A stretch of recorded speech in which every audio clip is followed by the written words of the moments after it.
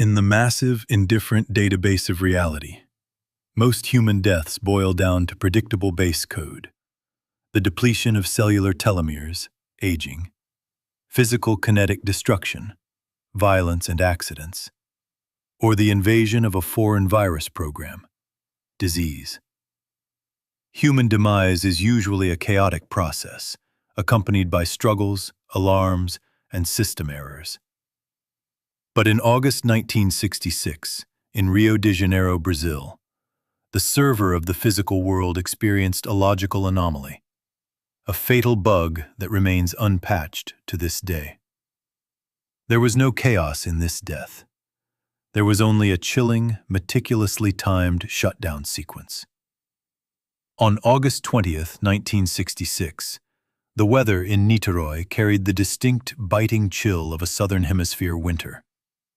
An 18-year-old boy named Jorge da Costa Alves was navigating the steep, brush-covered slopes of Morro do Vintém, Vintém Hill, looking for his lost kite. The terrain here is rugged, choked with thorns and dense weeds. It wasn't a public park.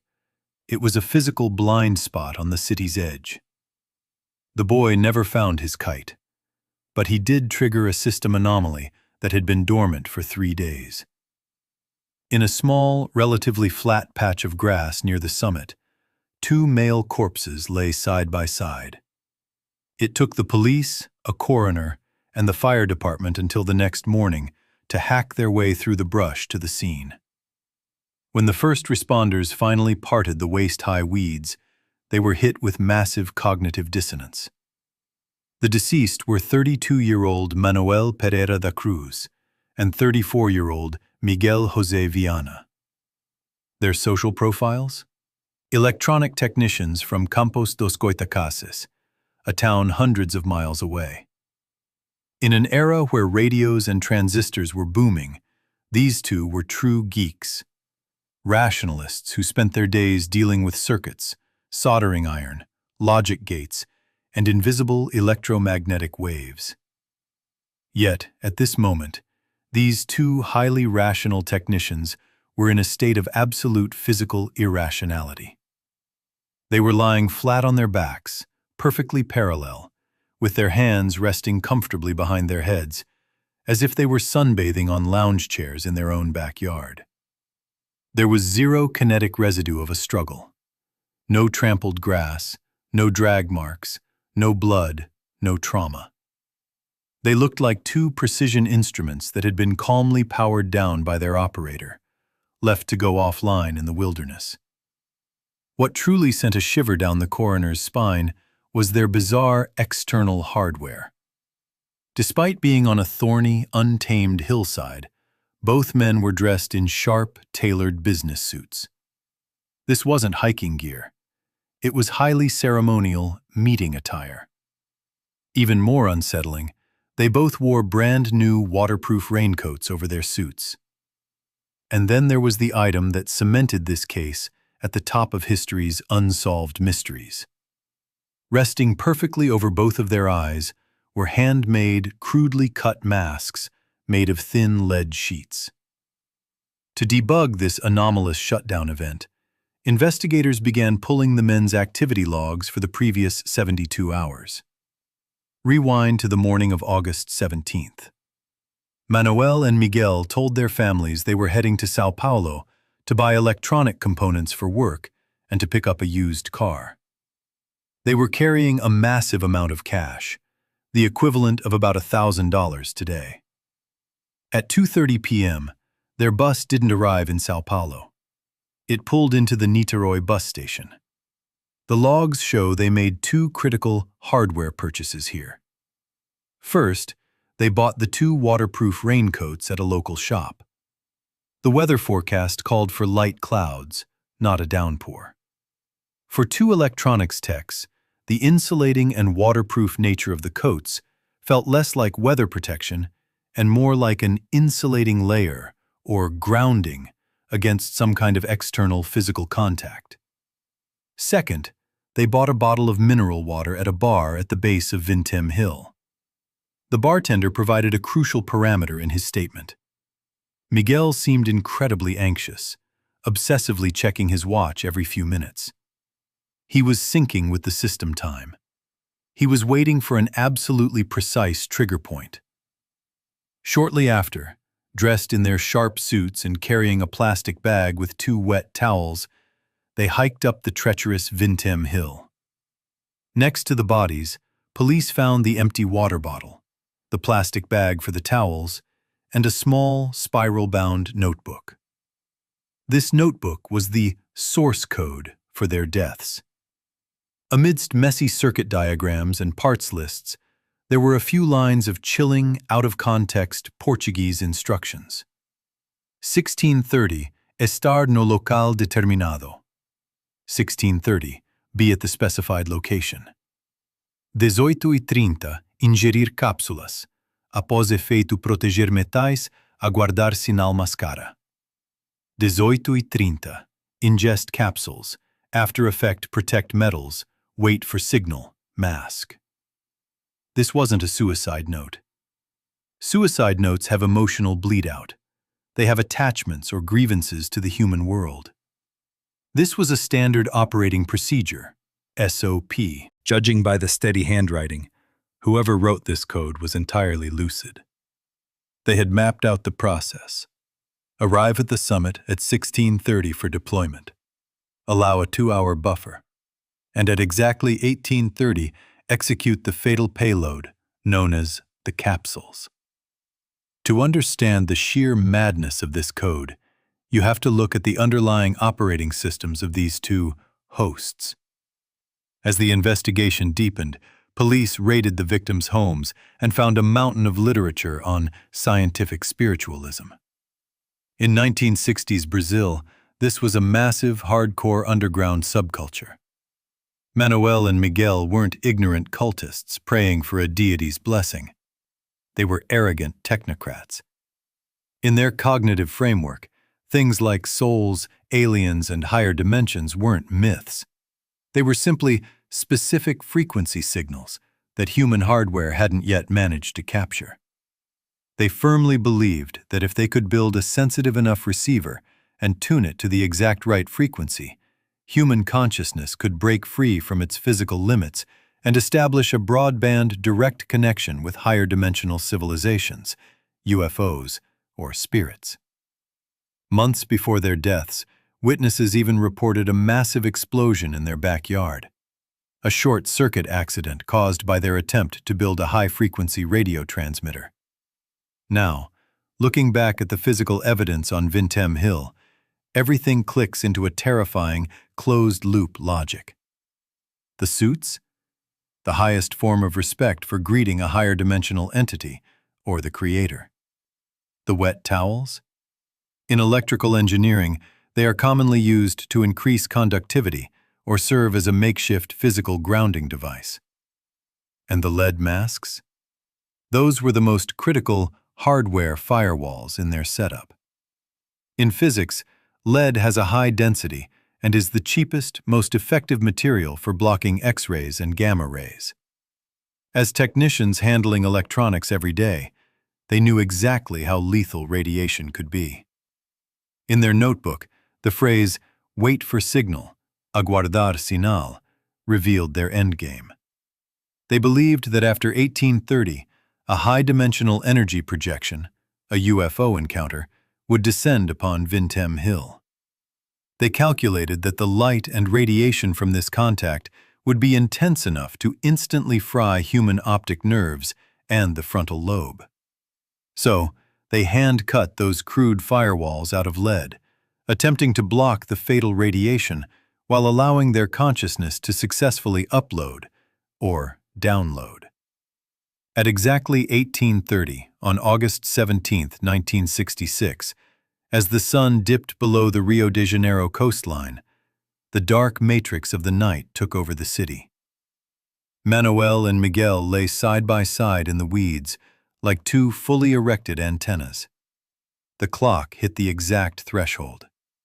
They pulled the unknown capsules from their pockets and swallowed them with water. 1830, August 17, 1966. With that swallow, The chemical payloads, the capsules, were injected into Manoel and Miguel's carbon-based bodies as unknown drivers. The biggest glitch left behind in the physical reality of this case is the permanently missing toxicology report. Because Brazilian forensic tech in 1966 was painfully outdated, and the bodies had been baking in the wild for 3 days, causing severe organ decomposition, the coroner couldn't extract any chemical signatures from their blood. The true chemical makeup of those capsules became a permanently deleted system log. But given their background in scientific spiritualism, these capsules weren't standard suicide pills. In their airtight logic, the human body was a low-end piece of hardware with limited processing power, and our native 5 senses couldn't possibly decode high-dimensional frequencies. They needed to overclock. They needed to forcibly tear past the limits of their neural synapses by ingesting a massive dose of neuropsychedelics, maybe high-dose LSD, synthesized ayahuasca, or some underground chemical patch. These capsules were the jailbreak exploit meant to shatter the sandbox of 3D reality. The moment the chemicals crossed the blood-brain barrier, the biting wind of Vintém Hill, the rough weeds, and the damp raincoats wrapped around them began to dissolve from their sensory input. 2 heavy plates of lead tightly sealed off their vision. This was an extreme form of sensory deprivation. Trapped in absolute visual darkness while soaring on heavy psychedelics, their brains would be forced to collapse inward, spawning an endless flood of hallucinatory pop-ups. Their consciousness was rapidly detaching from its physical anchor in a geometric freefall through a private, virtual intranet they had built themselves. They were waiting for the ping. Was this a one-sided descent into madness, or a genuine physical connection?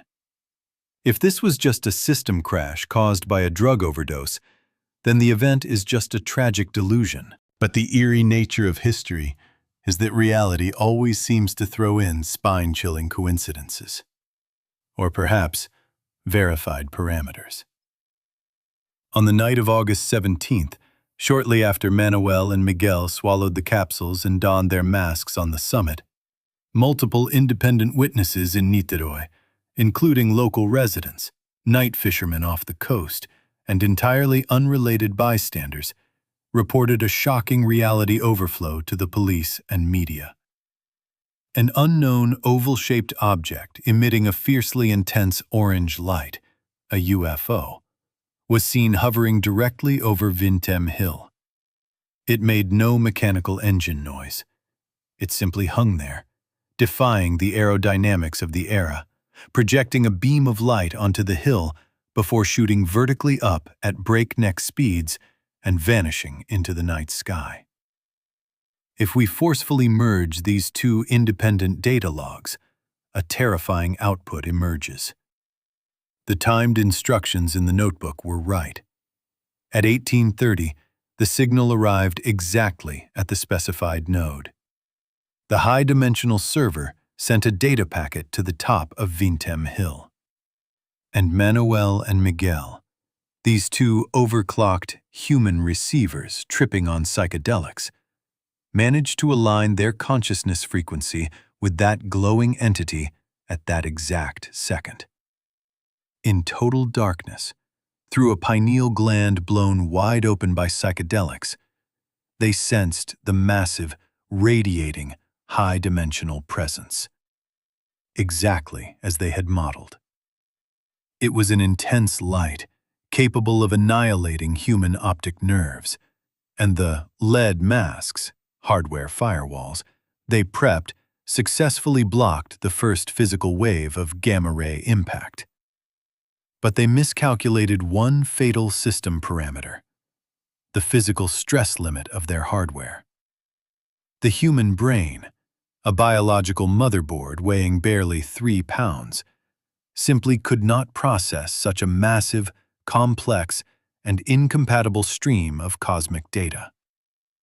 The moment the connection was made, their central nervous systems became radios, plugged directly into a high-voltage power grid. No physical blows, no gasping for air, no blood spatter.